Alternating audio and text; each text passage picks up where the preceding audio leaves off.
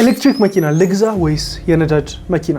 አብዛኛው ሰው የሚጨነቅበት የሚቸገርበት ነገር ነው። ኤሌክትሪክ መኪና ከገዛችሁ በጣም በርካታ አድቫንቴጆች አሉት። የነዳጅ መኪና ስትገዙ ደግሞ መልሼ መሸጥ እችላለሁ ወይ በቶሎ፣ ከእንደገና ደግሞ በፈለጋችሁበት ክልል ላይ በፈለጋችሁበት ቦታ ላይ የጋራዥ አክሰሶችን ማግኘት ትችላላችሁ። ቻርጂንግ ስቴሽኖች ደግሞ ከተማ ውስጥ ብቻ ሊሚትድ ናቸው። የነዳጅ ወጪ ደግሞ አይኖርባችሁም። የኤሌክትሪክ መኪና ስትገዙ ብቻ ምን አለፋችሁ ለመግዛት የኤሌክትሪክ መኪና እንዲሁም የነዳጅ መኪናዎችን ለመግዛት በርካታ መታየት ያለባቸው ወሳኝ ነገሮች አሉ። በዛሬው ቪዲዮ ላይ ታዲያ የኤሌክትሪክ መኪና ይሻላል ወይስ የነዳጅ መኪና የሚለውን ጥያቄ ምልክት እናደርግበታለን። በኮመንት የኤሌክትሪክ መኪና ተጠቃሚዎች ካላችሁ ሀሳባችሁን ታጋሩኛላችሁ። የነዳጅ መኪና ተጠቃሚ ካላችሁ የምናነሳቸው ሀሳብ ላይ እንወያይባቸዋለን።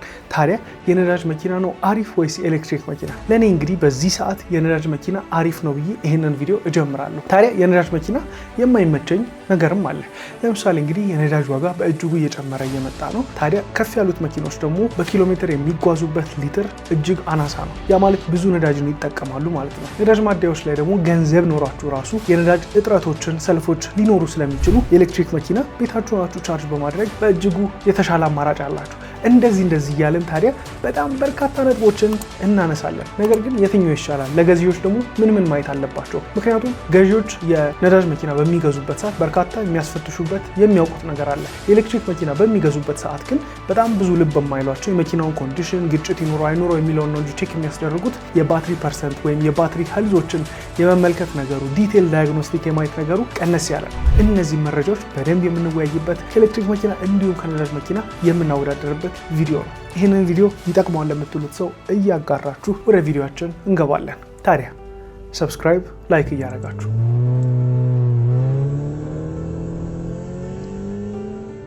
ታዲያ በምናወዳደርበት ሰዓት ከተማ ውስጥ በጣም የሚያስገርሙ ኤሌክትሪክ መኪኖችን እየተመለከትኩ እገኛለሁ። ሃይብሪድ መኪኖችም ካላችሁኝ እነሱንም እናነሳቸዋለን። ዛሬ ግን በዋነኛነት የምናወዳደረው ሙሉ ኤሌክትሪክ እና ሙሉ ነዳጅ መኪኖችን ነው። ሃይብሪድ መኪኖችን እንደ ምሳሌ መጥቀስ እንችላለን። በጣም ካስገረሙኝ ከተማ ውስጥ ከተመለከትኳቸው ሃይብሪድ መኪናዎች ይህንን የቢዋይዲ ሃይብሪድ መኪና ላስመልክታችሁ። እጅግ ግዙፍ ነው። 60 ሚሊዮን የኢትዮጵያ ብር የሚያወጣ ነው። በፈረንጆቹ ወደ $152,000 በላይ መሸጫ ዋጋ አለው። የተለያየ ትሪም ሌቭል አለው። አረብ ሀገሮች ላይም በእጅጉ እንደ ቅንጡ መኪኖች እየተጠቀሙት ይገኛሉ። ታዲያ ይህንን መኪና ብቻ ለመጠቆም ያክል ነው። ከተመለከታችሁት መንገድ ላይ ከተመቻችሁም አስቀምጡልኝ። የቢዋይዲ ያንጓንግ ዩ8 ይሰኛል። በውሃ ውስጥ የመሄድ አቅም፣ 360 ታንክ ተርን የሚያደርግ እንዲሁም በርካታ ፊቸሮችን የያዘ መኪና ነው። የቢዋይዲ ያንጓንግ ዩ9 ደግሞ ሙሉ ኤሌክትሪክ ነው። የሚዘል በሶስት እግሩ የሚሄድ በጣም የሚያስገርመው እነዚህ መኪኖች ላይ ሙሉ ቪዲዮ ስለሰራው መመልከት ትችላላችሁ። ታዲያ የዛሬ ቪዲዮአችን ላይ ማወዳደሪያ ነጥቦቻችን ምንድን ናቸው? የመጀመሪያው እንግዲህ የሜንቴናንስ ኮስት ነው። የኤሌክትሪክ መኪኖችን ሜንቴን የምናደርግበትና የነዳጅ መኪኖችን ሜንቴን የምናደርግባቸው ነጥቦች አሉ። ከነዛ ውስጥ የዘይት መቀየር፣ የፍሬን ሸራ መቀየር፣ የሞተር ጥገና፣ የትራንስሚሽን እንዲሁም በአመት የምናወጣው ለመኪኖች ወጪ አለ። ሜንቴናንስ ውስጥ ካየ ነው። በመቀጠል ደግሞ ሁሉም ሰው የመጀመሪያ የሚያወዳድርበት ነጥብ የነዳጅ እንዲሁም የኤሌክትሪክ ፍጆታ ነው። ነዳጅ ከሆነ በማደያ ውስጥ ሄደን የምንቀዳው በሊትር የሚሰላ ነዳጅ በዋጋው ምን ያህል ብር ነው በአመት ውስጥ የምንቀዳው? በኤሌክትሪክ ከሆነ ደግሞ የምንጠቀመው የኤሌክትሪክ ፍጆታ መኪኖቹን ቻርጅ ለማድረግ የምንከፍለው ክፍያ ምን ያህል ነው የሚለውን ነው ሰው የሚያወዳድረው። ታዲያ ስለ አፕፍሮንት ኮስት ወይም መጀመሪያ ላይ ወጪ ስታወጡ ኤሌክትሪክ መኪኖች ትንሽ ዋጋቸው ከፍ ይላል። ነገር ግን ሜንቴን ለማድረግ ቀን በቀን ለመጠቀም በእጅጉ የምታወጧቸው ወጪዎች ይቀንሳል። በዚህም እንግዲህ እንደ ምልክት ለመጥቀስ ነዳጅ ማደያ አትሄዱም። የዘይት ቅያሪዎች ልክ ለእያንዳንዱ ሞተር ፓርት እንደምታደርጉት የለውም። ነገር ግን የተለያዩ ሉብሪካንቶችን የሚሞሉ ይኖራሉ ኤሌክትሪክ መኪናዎች ላይ። የሰርቪስ ወጪ በእጅጉ የሚቀንስበት አማራጭ አለ ኤሌክትሪክ መኪኖች ላይ። ሁሉም ሰው የሚያስፈራው ደግሞ ከጥቂት ዓመታት በኋላ ኤሌክትሪክ መኪና ላይ ያለ ባትሪ ሪፕሌስመንት የሚባል ነገር ይመጣብናል። ኢቭን እቁብ ራሱ ሰው ኤሌክትሪክ መኪና በእቁብ ከገዛ በኋላ መልሶ ደግሞ በእቁብ ለባትሪው ደግሞ ይቆጥባል ማለት ነው፣ ባትሪ ሪፕሌስ ለማድረግ። ታዲያ የኤሌክትሪክ መኪና የባትሪ ፐርሰንት ከ80% በታች ከሆነ በእጅጉ ሬንጁ ወይም የሚያስኬዳችሁ ኪሎ ሜትር በጣም ይቀንሳል። ትንሽ ነዳጅ ቀድታችሁ እንደመሄድ ማለት ነው የነዳጅ መኪና ላይ። እነዚህ ነገሮች በደንብ እናወዳድራለን። እስቲ በኮመንት ላይ ኤሌክትሪክ መኪና ያላችሁ ሰዎች የምትጠቀሙትን መኪና እንዲሁም ጥሩን ያያችሁበት ጎን እንዲሁም ደግሞ ያልተመቻችሁን ነገር በኮመንት እንድታጋሩን ጠይቃችኋለሁ። የነዳጅ መኪና ያላችሁ ሰዎች በዚህ አጋሩን። እኔ ለምሳሌ የነዳጅ መኪና ተጠቃሚ ነኝ። ስለዚህም ከነዳጅ መኪናዎች ውስጥ በእጅጉ የማደንቃቸው ጥሩ ነገሮች አሉ። ነገር ግን የነዳጅ ዋጋ መጨመር በእጅጉ ያሳስበኛል። በመቀጠልም ደግሞ የነዳጅ መኪኖች ዋጋቸው መወደድ ከአገራችን የታክስ ፖሊሲ ጋር እጅጉ ያሳስበኛል። አዲስ የነዳጅ መኪና የምትገዙ ከሆነ ዋጋው ከፍ ይላል። የኤሌክትሪክ መኪኖች ደግሞ አማራጫቸውም በእጅጉ ሰፋ እያሉ ነው ማለት ነው። ታዲያ ሃይብሪድ መኪኖች በመሃል ላይ ያሉ መኪኖች ናቸው። ያ ማለት ሃይብሪድ ሁለት አይነት ያለ ሲሆን ፕለጊን ሃይብሪድ እንዲሁም ደግሞ ሃይብሪድ ብቻ አለ። ፕለጊን ሃይብሪድ ሲሆኑ ልክ እንደ ፉል ኤሌክትሪክ መኪኖች እነዚህን ቻርጅ ታደርጓቸዋላችሁ። ታዲያ ኖርማል ሃይብሪድ ከሆነ ደግሞ ከእናንተ መኪና ጋር አብሮ ኦፕሬት ያደርጋል ማለት ነው።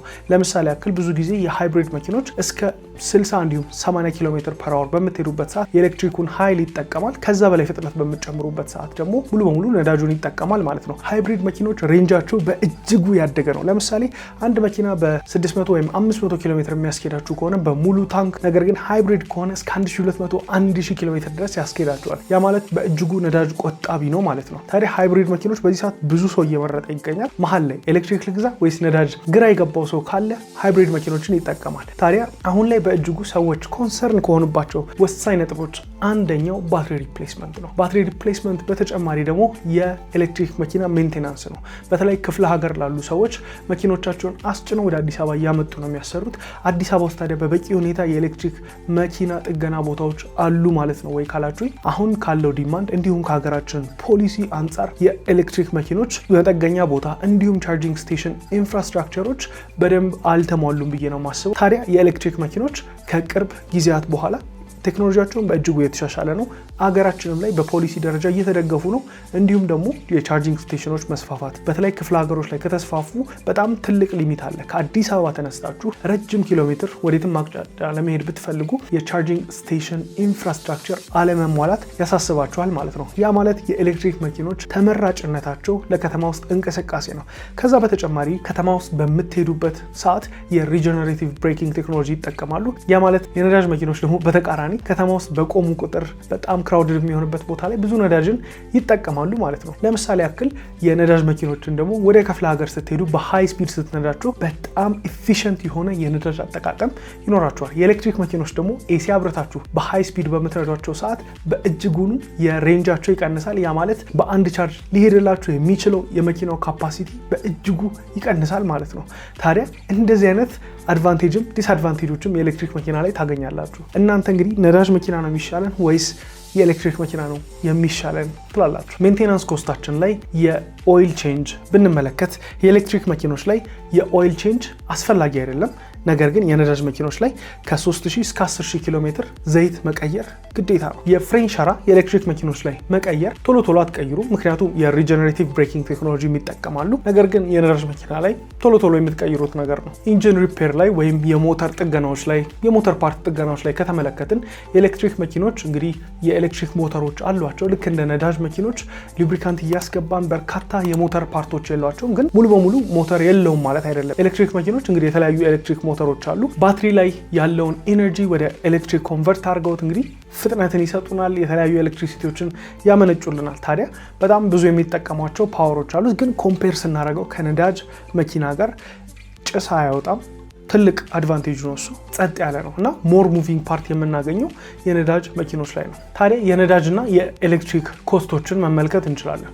አሁን እንግዲህ ይህን ቪዲዮ በምሰራበት ሰዓት 1 ሊትር ቤንዚን ከ111 ብር በላይ እየተሸጠ ነው። በቅርብ ጊዜ ደግሞ ይህም በእጅጉ እንደሚጨምር የሚያሳዩ የተለያዩ መረጃዎች አሉ። የዓለም ገበያ ላይም ነዳጅ ከጨመረ የነዳጅ ዋጋ ይጨምራል ማለት ነው። ስለዚህ እንደየመኪኖቻችሁ የነዳጅ ዋጋ የሚወሰነው በነዳጅ ማደያዎች ውስጥ ነው።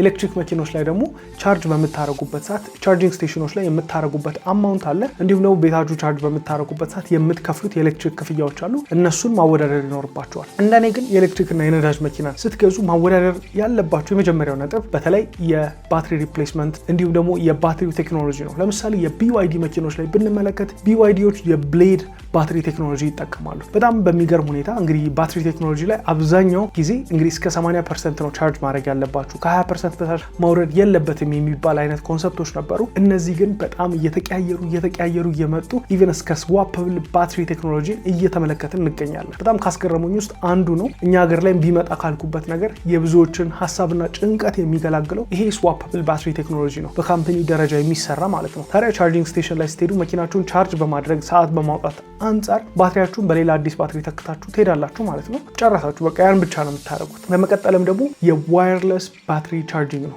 መኪናችሁን ዋየርለስ ቦታ ላይ ስታቆሙት ልክ እንደ ስልክ ከአስፓልቱ ላይ ቁጭ እዛ ጋር በመቆማችሁ ወይም ፓርክ በማድረጋችሁ ምክንያት ቻርጅ ያደርግላችኋል።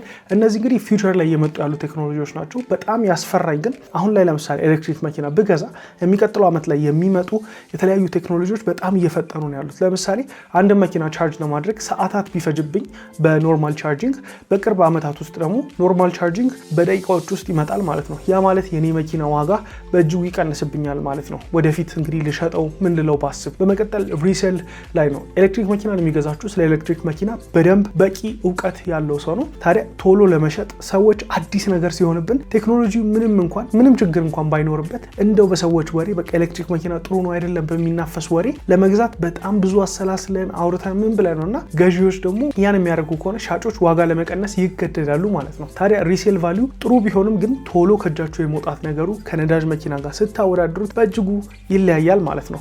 ኢቭን ኤሌክትሪክ መኪኖች ሳይነዱ በመቆማቸው ራሱ ቫልዩዋቸው ትንሽ የመቀነስ ነገር አለው። ታዲያ እንደዚህ እያለን ኤሌክትሪክ መኪኖች፣ ነዳጅ መኪኖች እያለን ብዙ ማንሳት የምንችላቸው ነጥቦች አሉ። በትክክልም ሰው ሊገዛ ሲል ምን ነጥቦችን ይመልከት የሚለውን በዚህ ቪዲዮ ላይ በትንሹ ቀንጨብ አድርጌ ነግሬያችኋለሁ። ታዲያ ኤሌክትሪክ መኪና ስትጠቀሙ የምታገኟቸው ልዩ አድቫንቴጆች አሉ። የቴክኖሎጂ አድቫንቴጆችን ጨምሮ ለምሳሌ ኤሌክትሪክ መኪና ላይ ምንም አይነት ድምፅ አትሰሙ። ሞተር ማስነሳት ምናምን የለም። በቃ ኤሌክትሪክ ሞተሮች ነው ያሉት። ስለዚህ ጸጥ ብላችሁ ነው የምትሄዱት። እሱን እንደውም ሰዎች ሲጠጓቸው ኖቲስ እንዲያደርጉት በሚል እንደዚህ አይነት የኤሌክትሪክ ድምጾችን እንመለከታለን። ከዛም በመቀጠል እንግዲህ ዘይቶችን መቀየር እና ከዛም በመቀጠል የኤሌክትሪክ መኪኖች ላይ ያለው ሙቪንግ ፓርት ወይም ተንቀሳቃሽ ነገሮች ብዛት ከነዳጅ መኪና ጋር ሲወዳደር በእጅጉ ያነሰ ነው። ያ ማለት በፍጹም የሚቀየሩ ሉብሪካንቶች፣ ዘይቶች የሉም ማለት አይደለም። ነገር ግን እንደ ነዳጅ መኪና ከ3000 እስከ 10000 ኪሎ ሜትር እየጠበቃችሁ መሄድ አይጠበቅባችሁ ማለት ነው።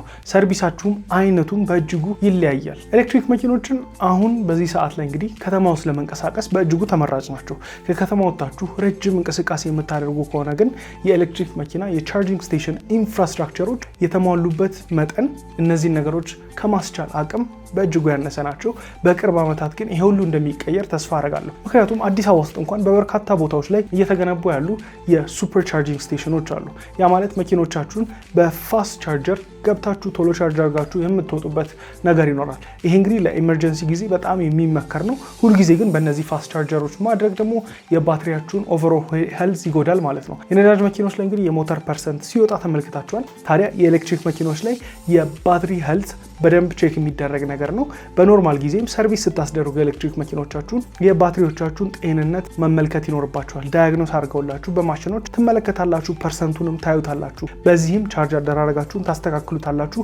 የመኪኖቻችሁም የሪሴል ቫልዩ በዚህ ባትሪ ሄልዝ ላይ የሚመሰረት ይሆናል። ያ ማለት 90% ባትሪ ሄልዝ ያለውና 98% ባትሪ ሄልዝ ያለው መኪና የዋጋ ልዩነቱ እጅግ የትየለሌ ነው። ሰዎች መግዛት ራሱ ላይፈልጉ ይችላሉ ማለት ነው። ነገር ግን ባትሪዎቻችን በጣም ሲሞቱ ምን ይደረጋል ካላችሁኝ ባትሪ ትቀይራላችሁ ማለት ነው። ባትሪ መቀየር እንግዲህ በእጅጉ ኤክስፔንሲቭ የነበረ ነገር ነው። አሁን ላይም ውድ ነው። ነገር ግን እንደምንመለከተው ከሆነ የባትሪ ዋጋ ከጊዜ ወደ ጊዜ በእጅጉ እየቀነሰ ነው ያለው። የቴክኖሎጂ አድቫንስመንቱም በእጅጉ እየሰፋ ነው ያለው። ታዲያ እንደነገርኳችሁ BYD እንግዲህ የብሌድ ባትሪ ቴክኖሎጂን አስተዋወቀ። በቅርብ ጊዜ ደግሞ በደቂቃዎች ውስጥ የሚሞላ ባትሪ ቴክኖሎጂዎችን ተመለከትን። ወደፊት ደግሞ እንዳልኳችሁ ስዋፐብል ባትሪዎች እንዲሁም ሌሎች የባትሪ ቴክኖሎጂዎች እየተሻሻሉ ይመጣሉ።